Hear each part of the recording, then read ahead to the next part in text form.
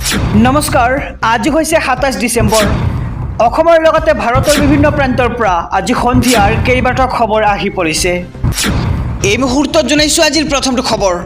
আজি দেশৰ প্ৰাক্তন প্ৰধানমন্ত্ৰী ডক্টৰ মনমোহন সিঙৰ দেহাৱসান ঘটে আৰু অসমত ৭ দিনৰ বাবে ৰাজ্যিক শোক ঘোষণা কৰিছে ৰাজ্যৰ মুখ্যমন্ত্ৰী ডক্টৰ হিমন্ত বিশ্ব শৰ্মাই। এই মুহূৰ্তত বিস্তাৰিত খবৰ লৈ আহিছোঁ। অসমত ৭ দিনৰ ৰাজ্যিক শোক ঘোষণা কৰা হৈছে। প্ৰাক্তন প্ৰধানমন্ত্ৰী ডক্টৰ মনমোহন সিংলৈ শ্ৰদ্ধা জনাই ৰাজ্যিক শোক ঘোষণা কৰিছে মুখ্যমন্ত্ৰীয়ে। সামাজিক মাধ্যমত এই সন্দৰ্ভত পোষ্ট মুখ্যমন্ত্ৰী ডক্টৰ হিমন্ত বিশ্ব শৰ্মাৰ আৰু অহা ২৬ ডিচেম্বৰৰ পৰা অহা ১ জানুৱাৰীলৈ পালন কৰা হ'ব ৰাজ্যিক শোক আৰু ৰাজ্য চৰকাৰৰ সকলো প্ৰতিষ্ঠানতে অৰ্ধনমিত কৰি ৰখা হ'ব ৰাষ্ট্ৰীয় পতাকাখন। আৰু এই সপ্তাহৰ সকলো চৰকাৰী মনোৰঞ্জনমূলক কাৰ্যসূচী মুখ্যমন্ত্ৰীৰ। আৰু অসমত ৭ দিনৰ বাবে ৰাজ্যিক শোক ঘোষণা কৰা হৈছে।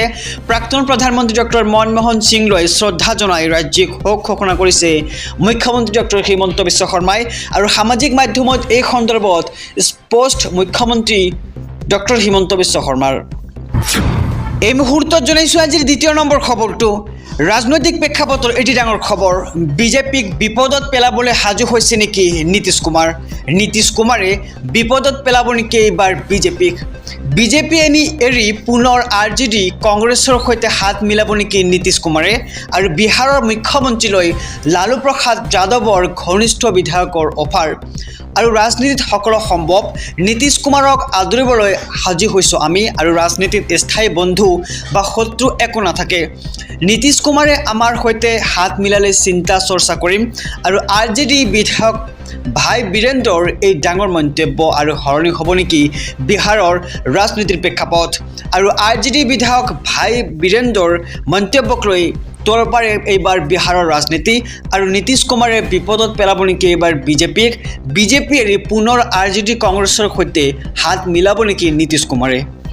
এই মুহূৰ্তত জনাইছোঁ আজিৰ তৃতীয় নম্বৰ খবৰটো। পঞ্চম আৰু অষ্টম শ্ৰেণীত থাকিব পাছ ফেইলৰ ব্যৱস্থা। এই মুহূৰ্তৰ খবৰ, আটাইতকৈ ডাঙৰ খবৰ জনাইছোঁ ৰাজ্যবাসীক যে পঞ্চম আৰু অষ্টম শ্ৰেণীৰ শিক্ষাৰ্থীলৈ আহি পৰিছে ডাঙৰ খবৰ।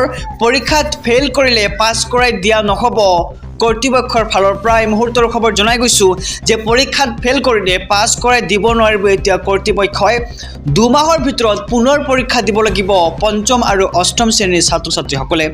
আৰু তেতিয়াও ফেইল কৰিলে একে শ্ৰেণীতে পঢ়িব লাগিব শিক্ষাৰ্থীসকলে। আৰু কেন্দ্ৰীয় চৰকাৰে প্ৰত্যাহাৰ কৰিলে এইবাৰ পাছ কৰাই দিয়াৰ ব্যৱস্থা।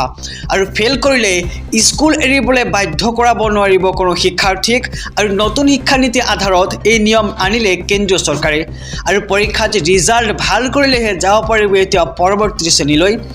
এই মুহূৰ্তৰ খবৰ জনাইছোঁ যে পঞ্চম আৰু অষ্টম শ্ৰেণীত কিন্তু এতিয়া পাছ কৰাই দিয়াৰ ব্যৱস্থা পৰিহাৰ কৰিছে ৰাজ্য চৰকাৰে অৰ্থাৎ কেন্দ্ৰীয় চৰকাৰে। আৰু পূৰ্বতে থকা পাছ কৰাই দিয়া ব্যৱস্থা বাতিল কৰা হৈছে শিক্ষা বিভাগৰ ফালৰ পৰা। পঞ্চম আৰু অষ্টম শ্ৰেণীৰ শিক্ষাৰ্থীলৈ এই খবৰটো এটা অত্যন্ত জৰুৰী খবৰ। এই মুহূৰ্তত জনাইছোঁ আজিৰ চতুৰ্থ নম্বৰ খবৰটো। ১.৫ লাখ টকা নহয়, লাভ কৰিব ২.৫ লাখ টকা। আৰু আপুনিও লাভ কৰিব চৰকাৰী পকী ঘৰ। এই মুহূৰ্তৰ খবৰ জনাই যাম আমাৰ সমূহ দৰ্শকক যে সহজতে আপুনি আবেদন কৰি লাভ কৰিব পাৰিব চৰকাৰী পকী ঘৰ। চৰকাৰী ঘৰ লাভৰ বাবে আহি গ'ল এক নতুন নিয়ম। চৰকাৰৰ PMAY 2.0 আঁচনি অনুসৰি নাথাকিব কেঁচা ঘৰ। আৰু বছৰি ৩ লাখতকৈ কম উপাৰ্জন কৰা লোকে এতিয়া পাব চৰকাৰী ঘৰ। আৰু ঘৰত বাহন থাকিলেও চৰকাৰে ঘৰ দিব আপোনাক। আৰু ঘৰ নিৰ্মাণ কৰিবলৈ ১.৫ লাখ টকা নহয়, আপুনি ২.৫ লাখ টকা লাভ কৰিব চৰকাৰৰ পৰা। আৰু কেন্দ্ৰীয় চৰকাৰে আবণ্টন দিছে ১০ লাখ কোটি টকা। আৰু কেৱল গ্ৰামাঞ্চলৰ লোকে নহয়, চহৰৰ দুখীয়া লোকেও পাব এতিয়া চৰকাৰী পকী ঘৰ। আৰু PMAY 2.0ৰ বাবে আপুনি কেনেকৈ কৰিব আবেদন? আবেদনৰ বাবে আপুনি লগ ইন কৰক PMAYM.gov.in ৱেবছাইটত। আৰু আবেদনৰ বাবে লাগিব আপোনাৰ আধাৰ কাৰ্ড, পান কাৰ্ড আৰু ঠিকনাৰ প্ৰমাণপত্ৰ।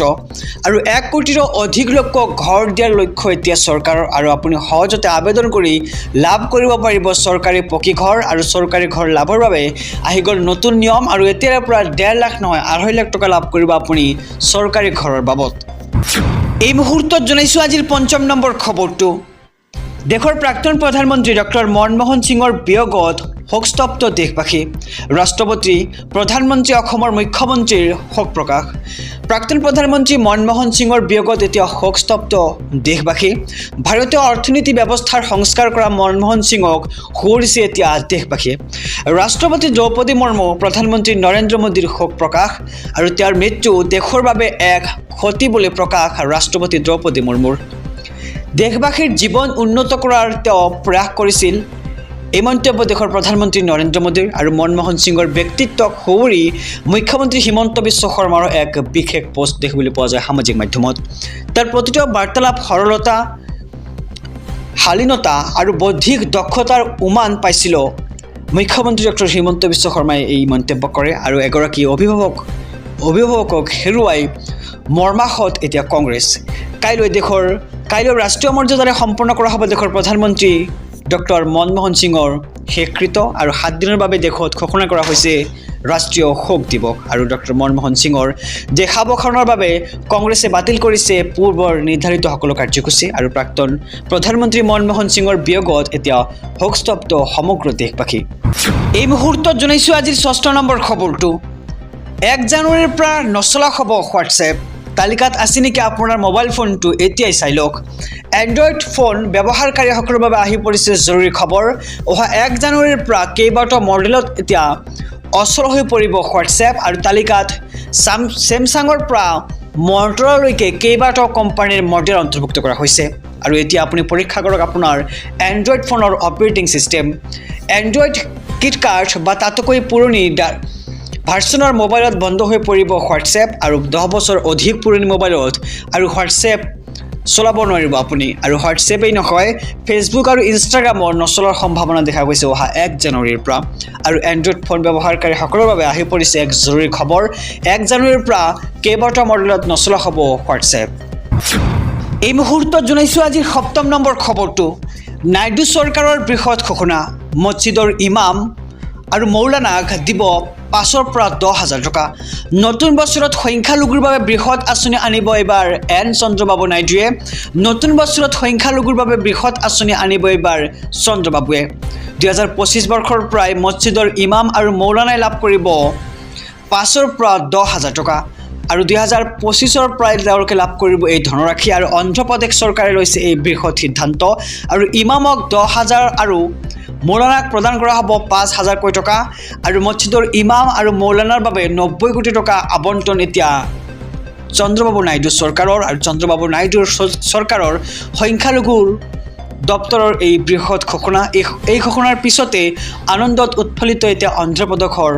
মুছলমান সমাজ আৰু নতুন বছৰত সংখ্যালঘুৰ বাবে বৃহৎ আঁচনি আনিব এতিয়া এন চন্দ্ৰবাবু নাইডুৱে 2025 বৰ্ষৰ পৰাই মছজিদৰ ইমাম আৰু মৌলানাই লাভ কৰিব 5ৰ পৰা 10,000 টকা এই মুহূৰ্তত জনাইছোঁ আজিৰ 8 নম্বৰ খবৰটো 1 জানুৱাৰী পৰ্যন্ত ৰাজ্যত নামিব প্ৰচণ্ড শীত বতৰ বিজ্ঞান কেন্দ্ৰই জাৰি কৰিছে এলাৰ্ট দেশৰ কেইবাখনো উপকূলীয় ৰাজ্যত জাৰি কৰা হৈছে য়েল্লো এলাৰ্ট সাগৰীয় ধুমুহাৰ বাবে পৰিব এই প্ৰচণ্ড শীত আৰু মধ্যপ্ৰদেশ বিদৰ্ভ ছত্তীশগড়ত হ'ব প্ৰচণ্ড বৰষুণ ৰাজস্থান গুজৰাট পাঞ্জাব হাৰিয়ানা ছত্তীশগড় উত্তৰ প্ৰদেশতো জাৰি কৰা হৈছে এলাৰ্ট আৰু বৰষুণৰ লগতে হ'ব ধুমুহা আৰু গাজনি জম্মু কাশ্মীৰ আৰু লাডাখত পৰিছে বৰফ আৰু 0 ডিগ্ৰী তাপমাত্ৰালৈ নামিছে উষ্ণতা উৰিষ্যাত হৈ পৰিছে এতিয়া প্ৰচণ্ড বৰষুণ অসম উত্তৰ পূবতো নামিব প্ৰচণ্ড শীত অহা 1 জানুৱাৰীৰ পৰা আৰু বৰষুণৰ লগতে ঠায়ে ঠায়ে পৰিব প্ৰচণ্ড কুঁৱলী আৰু 1 জানুৱাৰীৰ পৰা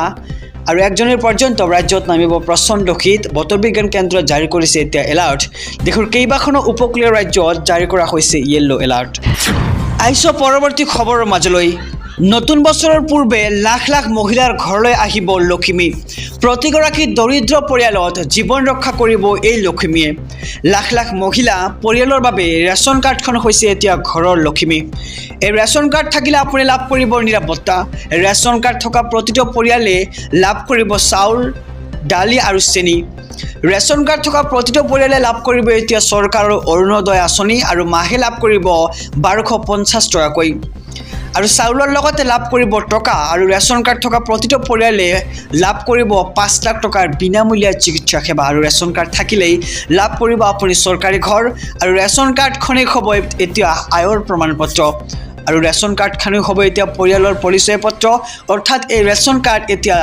দৰিদ্ৰ পৰিয়ালৰ লক্ষ্মী সদৃশ যদি আপোনাৰ ৰেচন কাৰ্ড নাই তেন্তে আপুনি শীঘ্ৰে কৰক আবেদন নতুনকৈ লাখ লাখ পৰিয়ালক ৰেচন কাৰ্ড দিব চৰকাৰে